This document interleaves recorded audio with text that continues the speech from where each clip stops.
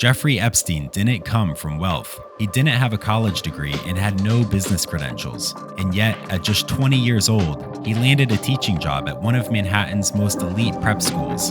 He was hired by Donald Barr, a former U.S. intelligence officer with deep ties to the government and the most powerful businessmen, one of which was Alan Greenberg, CEO of Bear Stearns. 2 years later, Epstein was quietly dismissed for inappropriate conduct with students. But instead of fading into obscurity, he made a leap no one can explain to this day. He was taken under the wing of Alan Greenberg and started working at one of the most lucrative jobs on Wall Street.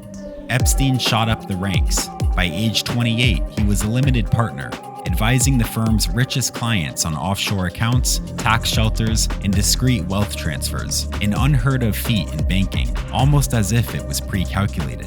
But just as quickly, he was fired for misleading a client, but by then, it didn't matter. He already had a list of clients he could fall back on. Among his new allies were Douglas Leese and Adnan Khashoggi, international arms dealers with ties to several intelligence agencies and the Saudi royal family. Epstein helped move hundreds of millions in weapons money, laundered it, and hid it so that it was untraceable. Before he was even 30 years old, Epstein was already amongst presidents, oligarchs, and billionaires. And that world only sharpened him for what was to come. By the early 80s, Epstein had mastered financial fraud and built a long list of the global elite. But there were always murmurs that there was something off about him.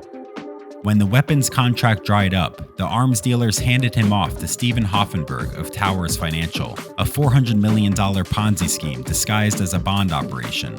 Epstein became the architect. He pitched fake bonds, hid investor money offshore, and gathered blackmail to keep everyone silent. When it all collapsed in 1993, Hoffenberg took the fall.